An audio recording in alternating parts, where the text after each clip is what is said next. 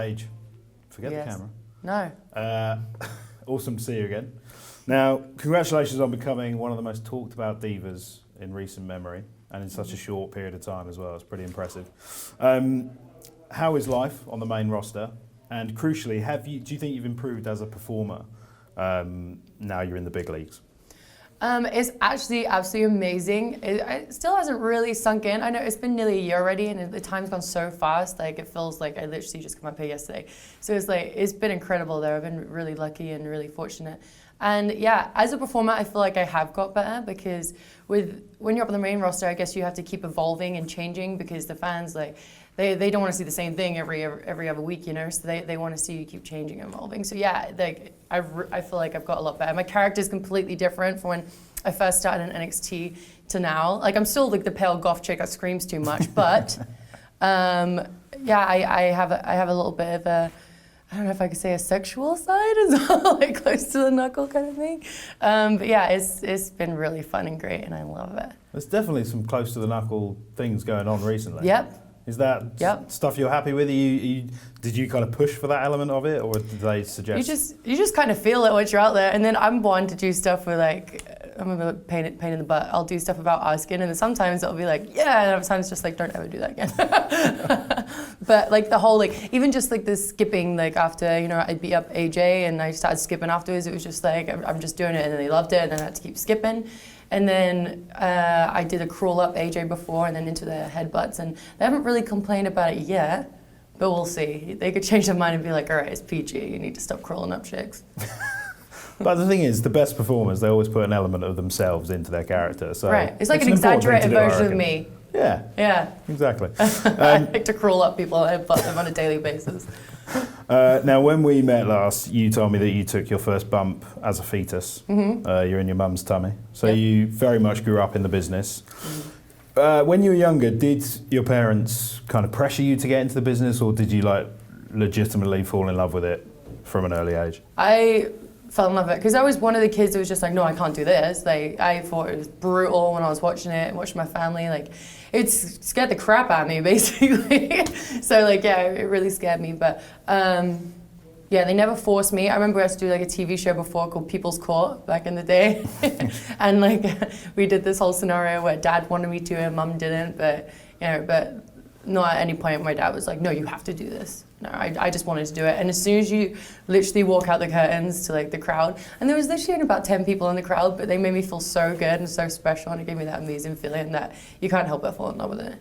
So you're now performing in front of, 15, 20,000 people every night. Mm-hmm. Obviously the bigger shows are in, huge arenas and stadiums. What's the smallest crowd you've worked in front of? Maybe back in the UK?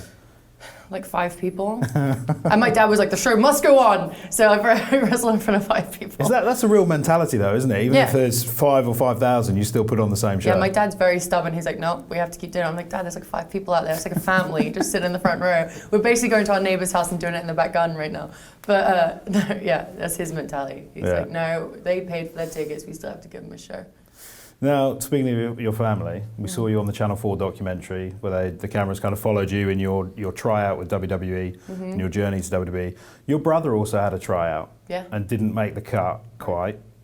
How was that to deal with as a family? And also, what's Zach doing now? Actually, it was kind of hard for him. He went for a stage where he went into like a depression, because he obviously he's older than me, so he's been wanting it longer, and he's been wrestling way longer than I have. Like, he started when he was like 9 and 10. Like, he was really young. So and he knows like every wrestler, he knows every entrance music. He's literally like a wrestling dictionary, like a wrestling, He knows everything. Like, so for him, it really did crush him. But right now, he's actually super happy. He's now married and he's got 2 kids. One's on the way, but he has 2. So he's really, really happy, and he's helping Dad run his business. And him and my brother Roy are a tag team. They're just traveling the world together. So he's having a wild time, and he's thinking like, one day if it comes, it comes. But he was like, I just have to be happy with what I have, and he is, and he's really happy. Is he really proud of you? Oh my gosh, so proud. Like, they're all writing to me all the time. Like, I think I told you before, my dad's Facebook is like a shrine to me. And it's crazy. Like, people add him thinking it's me. It's not. It's just his profile picture, his background. Like, basically his name is like Ricky Paige's dad. So. He's riding your coattails. Oh no, Perfectly. no, he's just so proud of me. He's so incredibly proud. He's proud of all the family, like my mum too. So. And so you came onto the main roster day after Mania 30 last year. It's been an incredible ride since then. Right. 2 times Divas champion now. Total Divas as well. But what's the journey like? Kind of becoming so famous so quickly. It's really weird. Like I didn't expect it because obviously I was in developmental, what felt like forever. Yeah. So then literally coming up one day and then like the year passes so quickly and like all these people start knowing you. Like I still don't understand. Like I told you in Moe's or in like a restaurant or in Victoria's Secret the other day, and like these women and the people who some women who don't watch wrestling, they watch Total Divas, so you get like recognized in 2 different markets. So it literally blows my mind. Like a little kid will come up to me and be like, "Oh my gosh, you're Paige from WWE," and then a woman will be like, "Oh my gosh, you're that naughty chick from Total Divas." So though it blows my mind. Like I am like, why do you like me and why are you asking for my autograph? I'm like, nobody. But it's wild. I can't even like describe how amazing it is. Do you find it hard to stay grounded? You know what? My family keep me grounded. It's fine. Really? Yeah. No. Like and plus. Dwayne Johnson, The Rock, no big deal. But he actually gave me some like really cool advice the day before I debuted at WrestleMania, and he just said, you know, whatever happens, just stay humble and hungry, because the people who are humble and hungry, I feel like their careers last the longest and they go the furthest, and people want to work with them. Because if you're not a very good person, a lot of people are going to be like, I don't want to work with her because, you know what, she's a bit of a bitch to work with. You know, sorry, I'm British, I cuss a lot, you know. But yeah, so I try and stay like as good with everyone, like as professional with everyone, and I'm so driven in my career. Like I want so much more, and I know like I have so many more goals to accomplish. Like now's not the time to get, you know, your head stuck in the clouds. And also, if The Rock gives you that advice, of course you have to pay attention. Look where he is, you know. Exactly. He's still humble and he's incredibly hungry. Like he goes out and grabs everything, you know. He's like a huge movie star. He does everything. So I'm like, wow, if he can be like that, then I can too. Now, going back to the beginning, your days in NXT, like the Performance Center in Orlando and NXT. The NXT specials on the WWE Network recently have been phenomenal and have got a lot of attention from the main roster talents who seem to be, allegedly, a bit envious about the kind of the time these talents are getting on camera and the match quality and stuff.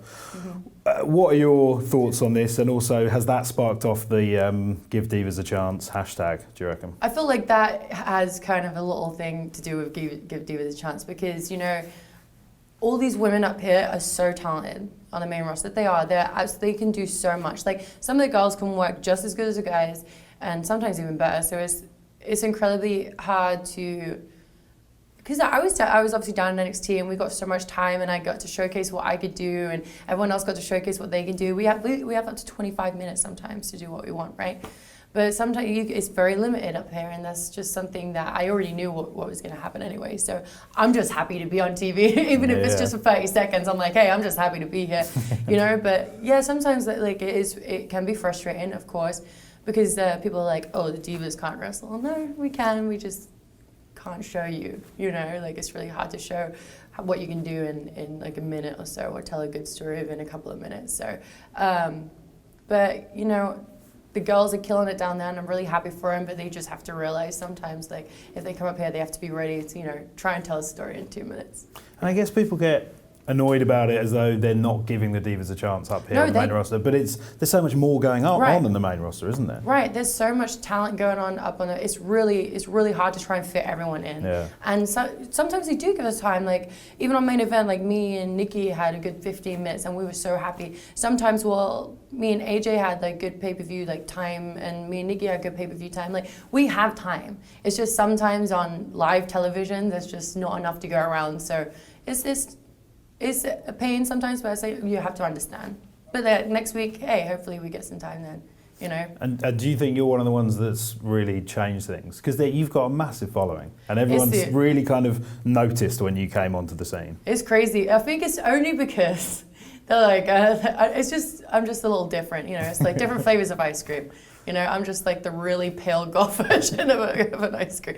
But yeah, no, it's all the girls, like all the girls are so beautiful and stunning, but they're so used to like a certain type of diva. So I guess like, you know, when AJ started breaking through, they're like, wow, she's like the little nerdy girl next door, you know? And then I come up and they're like, wow, like she's different too. And like my moveset's different. So I feel like, and sometimes I feel like a lot of people are more relatable to each other, you know? So like if they see me, they can see me down the street where it's just like, man, Nikki Bella's gorgeous. You'll see her down, you know, in LA and like a fancy restaurant where I'll be at the, you know, the dive bar around the corner. So I feel like, you know, that's why there's such like a big fan base. So. Favourite food to eat if you're at a dive bar? I love me some burger and fries. Burger and fries, really? Yeah, I love junk food. I can't help it. You know, I try and do my best, but you know, if you go to a dive bar, you have to eat. I want mac and cheese. In England, they don't do good mac and cheese. It's not such a big thing over there, is it? No, it isn't. Much better over I here. literally learned about it over here. That and how big cheesecake is over here. So like those two things. I literally, when I first moved over here, I put on 14 pounds of cheesecake weight. And I'm not even kidding. I was like, they were like, all right, it's starting to become an issue, all right. Okay, I need to chill out. So I was like, in the gym, running. But yeah. I found a burger recently that had mac and cheese on it. Yeah. How awesome is that? But then they also do donut burgers too. Are you joking? Yeah, I went to like this Miami-Dade fair, like a fairground thing. Yeah. And NXT was like wrestling there, and I just discovered like this donut burger. I was like, that sounds like a heart attack. Like, yeah, exactly. There's like this big meat and cheese and bacon, and then like a donut, a glazed donut around it. Did you resist? I mean, I took a bite. It's not my thing. Okay, I don't know. I can't do good. it. I can't do it. That's too much. Yeah, it's too much going on. Okay, going from dream burgers to dream matches. If you could book your own match, opponent, stipulation, event, and venue, what would that be? All right. I would definitely want to do some kind of like extreme rules match because girls don't get to do it. Okay. So there's like a ton of dream opponents. Like I would love to have a match with Stephanie McMahon, like any kind of extreme rules, even if it's just like falls count anywhere or you know, like anything like that. Bull Nakano, she's one of my favorite wrestlers of all time. Like she's incredible. Alundra Blaze is also one of my favorites. Old school. Yeah, I like the old school wrestlers. If we're going a little bit more new school, like also Michelle McCool, I always thought was incredible talent as well. But and Mickie James. But I have a lot of favorite people that I want to wrestle. It's turning into a big dream match. Yeah, you know what? Just make it into a battle. No, but if we have to do it now, I would say I would want to go against Emma. Okay. And it would be an Extreme Rules match somewhere. And I think it would probably at MSG.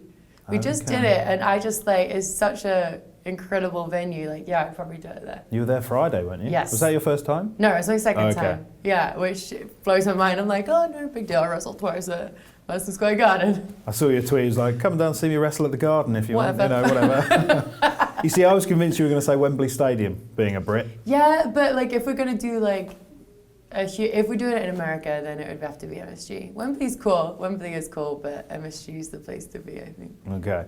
Yeah. Now, speaking of the place to be, WrestleMania 31, it's on the horizon. How, for someone who either hasn't seen a Mania or is thinking about watching WrestleMania this year, how would you describe the event and the kind of the feeling and the emotion and the kind of grandeur behind it? Like this is literally it. Like we spend basically from one Mania a whole year to the next Mania telling these stories about all these athletes, and like finally like everyone like this is their time to finally like it erupts and everyone has their big moment and a big match, and this is in front of like you can have up to 80 to 90,000 people like watching live in the stadium, and even if you're really like far up, like you have that feeling like you want to see the Undertaker's entrance. Like this is a time where you get to see like this old school amazing entrance. Like when I watched it, I got goosebumps. It was such an amazing feeling, and it's one of the biggest events, even non-wrestling, is one of the biggest events of the year. So you have to be there. Like it's absolutely incredible. Even if you're a non-wrestling fan, like you can feel the emotion in the arena because all these people, you know, they have so many people they want to back. Like say